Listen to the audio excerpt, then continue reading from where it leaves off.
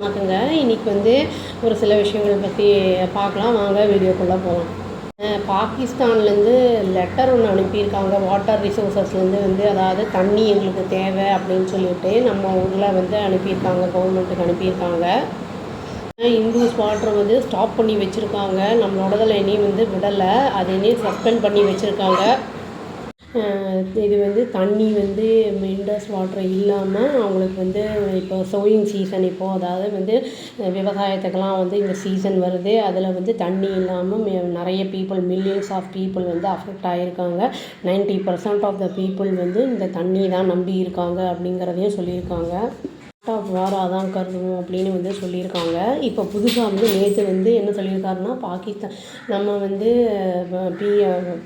PM என்ன சொல்லியிருக்காங்கன்னா Pakistan PM சொல்லியிருக்காரு, நாங்கள் இந்தியாவோட பீஸ் டாக் பேசுகிறதுக்கு அமைதி பேச்சுவார்த்தை நடத்துறதுக்கு ரெடியாக இருக்கும் அப்படிங்கிறதையும் சொல்லியிருக்காரு.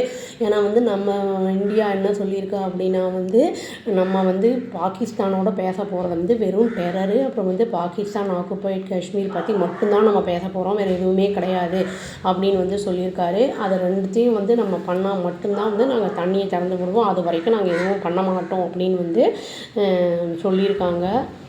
டெரரிஸ்ட் கேம்ப்பு எல்லாத்தையும் க்ளோஸ் பண்ணணும் ஃபுல்லாக. அப்போ நாங்கள் கிளாடாக பீஸ்ஃபுல் டாக்கை நாங்கள் பண்ணுவோம் அப்படின்னு இந்தியாவும் சொல்லியிருக்காங்க. பட் அது வரைக்கும் எந்த ஒரு காம்ப்ரமைஸும் பண்ண மாட்டோம் நாங்கள் அப்படின்னு தான் சொல்லியிருக்காங்க.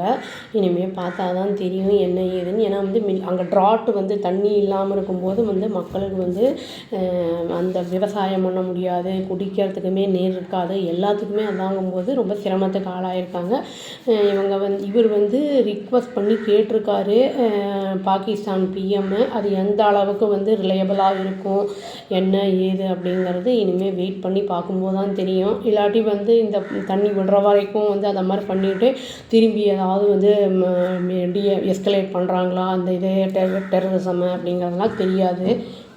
ஜெய்சங்கர் நம்ம வெளியுறவுத்துறை அமைச்சர் என்ன சொல்லியிருக்காரு அப்படின்னா நம்மளுக்கு நம்ம பிஓகே மட்டும்தான் நம்மளுக்கு இப்போ கேட்க வேண்டியது ஒன்று இருக்குது. காஷ்மீரோடது அவங்க ஆக்குப்பை பண்ணியிருக்காங்க இல்லீகலாக நம்மளோட ஏரியாவை, அதை நம்மளுக்கு திரும்பி வாங்கணும், அது மட்டும்தான் பேச்சுவார்த்தைக்கு இருக்குது. டெரரிசம் இருக்குது, வேறு எதுவும் கிடையாது அப்படிங்கிறதையும் அவர் சொல்லியிருக்காரு.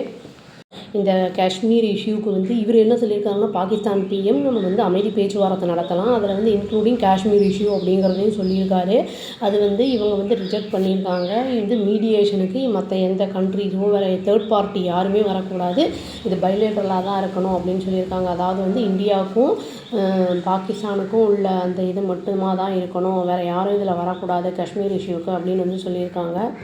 பாகிஸ்தானோட நம்ம ட்ரேடும் பண்ண முடியாது, அப்புறம் டெரர் இருக்கும்போது டாக்ஸும் வச்சுக்க முடியாது, அதே மாதிரி பிளட்டும் வாட்டரும் ஒன்றா ஃப்ளோ ஆகாது அப்படிங்கிறதையும் ரொம்ப ஸ்ட்ரிக்டாக சொல்லியிருக்காரு நம்ம பிரதமர் சொல்லியிருக்காரு. இது வெயிட் பண்ணி பார்த்தா தான் தெரியும் என்ன பண்ணுறாங்க ஏது பண்ணுறாங்கன்ட்டு. இது டர்க்கி நம்ம அவங்களுக்கு தான் சப்போர்ட் பண்ணுவோம், பாகிஸ்தானுக்கு தான் பிரதர் நேஷன் அப்படின்னு சொல்லிகிட்டு இருக்காங்க. நிறைய ட்ரோன்ஸ் எல்லாம் அவங்க தான் அனுப்பியிருக்காங்க. அப்புறம் ஷிப்பிங்லாம் பண்ணியிருக்காங்க. அவங்களுக்கு இந்த கராச்சியை இந்த இதுக்கு ஹார்பருக்கு நிறைய வந்திருக்கு.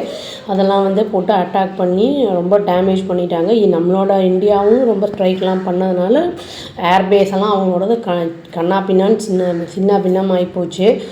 வெயிட் பண்ணி பார்த்தா தெரியும். அவ்வளோதாங்க. Thank you. Please do like, share and subscribe our channel and click the all option and tap the bell icon. Thank you.